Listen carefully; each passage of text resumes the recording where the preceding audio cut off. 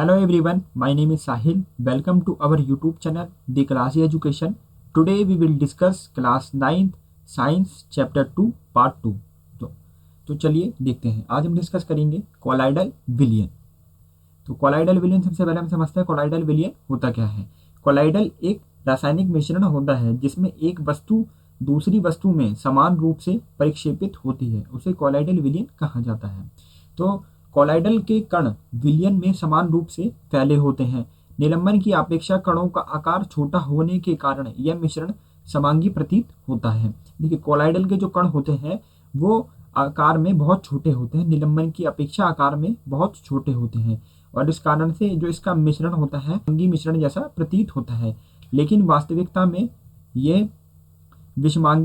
ये विलयन विषमांगी मिश्रण है। जैसे दूध एक विषमांगी मिश्रण है क्योंकि इसके अंदर अलग अलग प्रकार के घटक और कण मौजूद हैं। जैसे दूध का एग्जाम्पल हम लेंगे, दूध के अंदर जल, वसा, प्रोटीन आदि का मिश्रण होता है, तो ये एक विषमांगी मिश्रण है। अब हम देखते हैं कोलाइडल के गुणधर्म। ये एक विषमांगी मिश्रण है क्योंकि कोलाइडल एक विषमांगी मिश्रण है। कोलाइडल के कणों का आकार इतना छोटा होता है कि ये पृथक रूप से आंखों से नहीं देखे जा सकती। कोलाइडल के जो कणों का आकार होता है वो बहुत छोटा होता है, इनको आंखों से आराम से नहीं देखा जा सकता। ये इतने छोटे होते हैं कि प्रकाश की किरण को फैलाते हैं तथा उसके मार्ग को दृश्य बनाते हैं।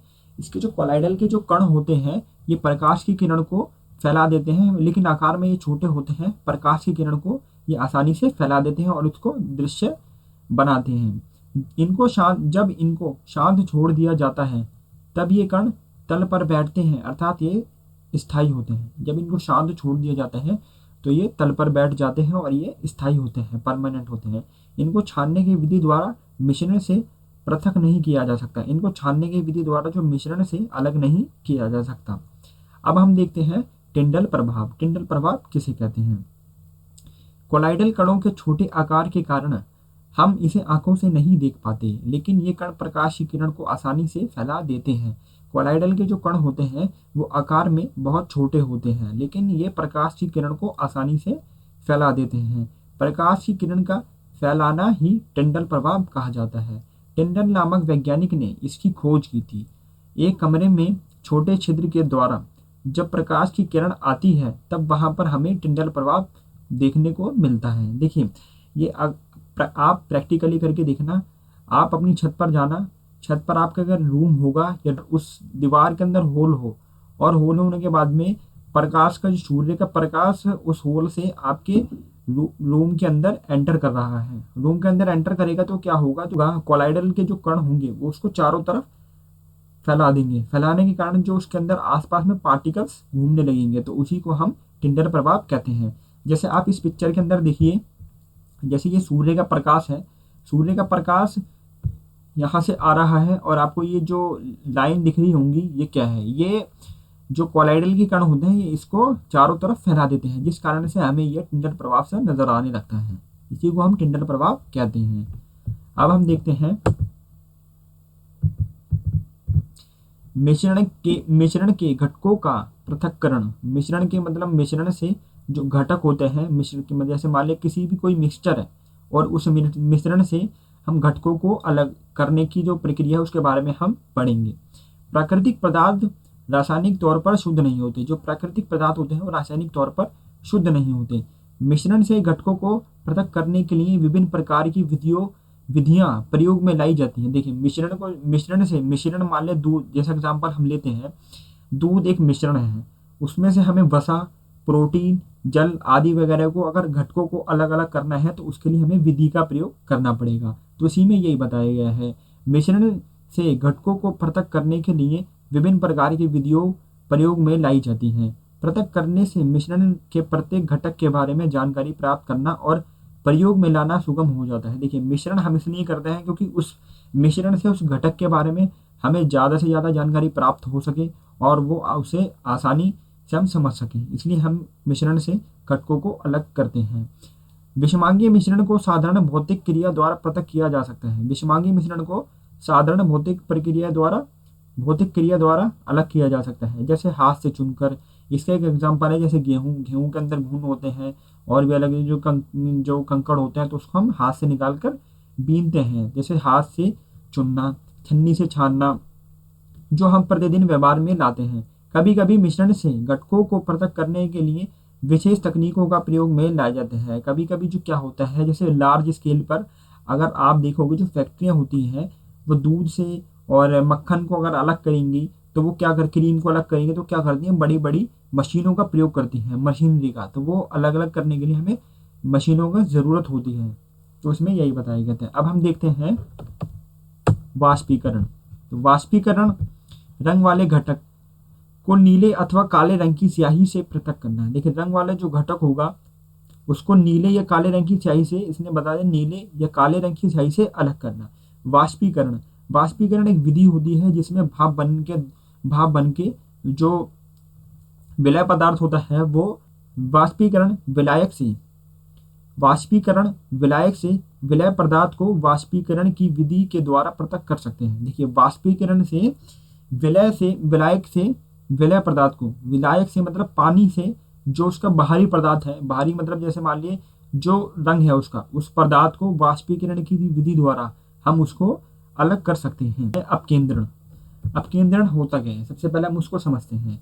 अपकेंद्रण बल का प्रयोग करके कणों को एक दूसरे से अलग करने को अपकेंद्रण कहते हैं। इसका मतलब होता है कि बल का प्रयोग करके हम एक दूसरे को, उसके जो कण होते हैं, कई कण, उनको एक दूसरे से अलग करने के लिए हम अपकेंद्रण का प्रयोग करते हैं।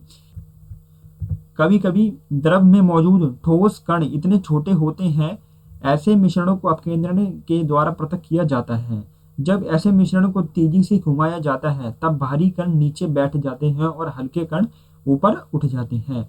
तो अपकेंद्रण के द्वारा हम भारी कणों को नीचे बैठा देते हैं और हल्के कण ऊपर बैठ जाते हैं। कणों को हम उसके अंदर से अलग करने की विधि को हम अपकेंद्रण कहते हैं। अब इसमें हम अनुप्रयोग देखते हैं। जांच प्रयोगशाला में रक्त और यूरिया में जांच में, डेयरी तथा घर में क्रीम से मक्खन निकालने की प्रक्रिया में, कपड़े धोने की मशीन में भीगे हुए कपड़ों से जल निचोड़ने में। ये इसके कुछ एग्जाम्पल थे। दो अघुलनशील द्रवों के मिश्रण को पृथक करना। जैसे दो अघुलनशील का मतलब होता है जो पदार्थ जो घुलते नहीं है, जो द्रव या पदार्थ घुलते नहीं है उसको हम अघुलनशील बोलते हैं। तो दो अघुलनशील द्रवों के मिश्रण को पृथक करना। आपस में नहीं मिलने वाले द्रव अपने घनत्व के अनुसार विभिन्न परतों में पृथक हो जाते हैं। देखिए आपस में जो द्रव नहीं मिलते हैं अपने घनत्व यानी डेंसिटी के अनुसार विभिन्न परतों मतलब अलग अलग परतों में अलग हो जाते हैं। इसका अनुप्रयोग है जैसे तेल तथा जल। जो जल होता है, जल के ऊपर अगर आप तेल डालोगे तो क्या होगा, तेल मिक्स नहीं होगा, वो घनत्व के कारण उसके ऊपर तैरने लगेगा। अघुलनशील मिश्रण को पृथक करने में, धातु शोधन के दौरान लोहे को पृथक करने में। अब हम समझते हैं कि धातु शोधन होता क्या है। धातु शोधन मिश्र धातुओं और आंतरिक धात्विक यौगिक के भौतिक और रासायनिक गुणों का अध्ययन किया जाता है, उसे हम धातु शोधन कहते हैं। अब हम पढ़ते हैं ऊर्ध्वपातन द्वारा। नमक तथा अमोनियम क्लोराइड के मिश्रण पृथक करना। उन मिश्रणों जिनमें ऊर्ध्वपातित हो सकने वाले अवयव हों उनको ऊर्ध्वपातित न होने योग्य अशुद्धियों से पृथक करने के लिए ऊर्ध्वपातन प्रक्रिया का उपयोग करते हैं। अमोनियम क्लोराइड, कपूर, नैफ्थलीन और एंथ्रासीन इत्यादि ऊर्ध्वपातित होने योग्य ठोस पदार्थ के कुछ उदाहरण हैं। देखिए अमोनियम क्लोराइड, कपूर, नैफ्थलीन और एंथ्रासीन इत्यादि जो है ऊर्ध्वपातित होने योग्य ठोस पदार्थ के कुछ उदाहरण हैं। क्योंकि ये जो होते हैं ये ठोस पदार्थ होते हैं, अगर हम इनको ऊर्ध्वपातन करेंगे तो क्या होगा, ये ठोस पदार्थ से द्रव पदार्थ में ना बदले बिना डायरेक्ट गैसीय अवस्था में बदल जाएंगी और गैसीय अवस्था से डायरेक्ट ठोस अवस्था में बदल जाते हैं, जिसे हम ऊर्ध्वपातन और निक्षेपण कहते हैं। अब हम पढ़ते हैं क्रोमैटोग्राफी। ये एक ऐसी विधि है जिसका प्रयोग उन विलय पदार्थों को पृथक करने में होता है, मतलब उन विलय पदार्थों को अलग करने के लिए होता है जो एक ही प्रकार के विलायक में घुले होते हैं। जो एक ही प्रकार के विलायक में जो विलय पदार्थ घुले होते हैं उनको अलग करने के लिए हम क्रोमैटोग्राफी का उपयोग करते हैं। अनुप्रयोग इसके देखते हैं। डाई में रंगों का पृथक करने में, जैसे डाई में, इसके जो कुछ एग्जाम्पल हैं, डाई में रंगों को अलग करने के लिए, प्राकृतिक रंगों से पिगमेंट को पृथक करने में, अब पिगमेंट हम समझते हैं कि पिगमेंट होता क्या है। पिगमेंट ऐसे पदार्थ को कहते हैं जो अपने ऊपर गिरने वाला प्रकाश को किसी अन्य रंग में बदलकर प्रतिबिंब करे, उसे हम पिगमेंट कहते हैं। रक्त से नशीले पदार्थ को पृथक करने में। अब हम पढ़ते हैं आसवन। इसका उपयोग ऐसे मिश्रण को पृथक करने में किया जाता है जो विघटित हुए बिना उबलते हैं, मतलब विघटित मतलब डिसॉल्व हुए बिना उबलते हैं, जिनके घटकों के क्वथनांक के मध्य अधिक अंतराल होता है।